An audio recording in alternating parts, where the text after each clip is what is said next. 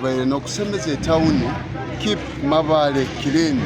hansi y'omuramwa nti etawuni yaitu n'abantu baayo na baikazi bona tuteekwa kwikara mu environment rundi omu kichweka ekiri kiyonjo muno tukungira abantu bona tukale ntukolera hamu nabo balime ebikubo kusoroza kasasiro kurura nti tina sock pits no kurura environment yona twagikaza kurungi muno tetabirweho abana kuruga Mabale Secondary School abakozi baitu bona the entire team ya Mabale Town Council tubaire nayo kandi twakolera hamu kurura nti town yaitu twagikaza eri nyonjo gabya baitu nkaite Mabale tukachwamu chamukage kuberi weekend twagamba katukolege every Friday kandi activity ene kwija gumizamu kurura nti twikaize ne town yaitu eri clean haruki tweta environmental determinism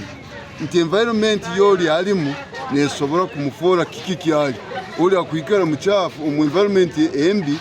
na bintu bibya kutundiramu bisabu tababirungu then too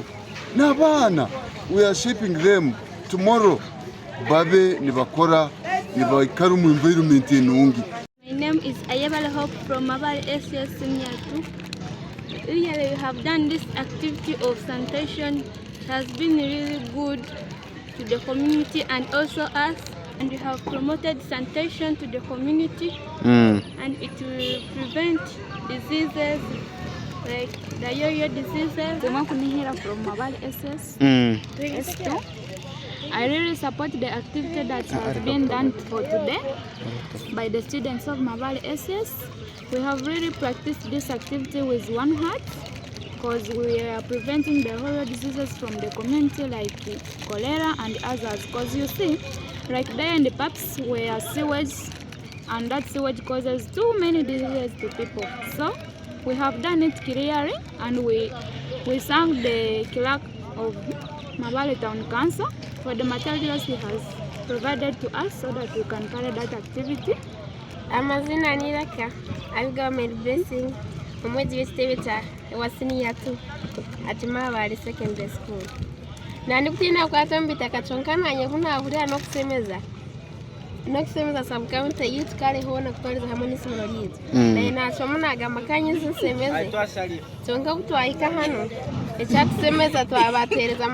zateza gloves zo kuzwara then nikwe tuboneze cyaro ekichweka citu kurungi burungi ki obu turashanga mu buyonjo nkabona ubu twakorera no kurezo oburungi turasanga mu buyonzo hata ubuyonzo butakora nkerizoba ebirungi biturasanga abantu tibofune engwire kati ngo sikire ibyo bivera ebitwa turi kumako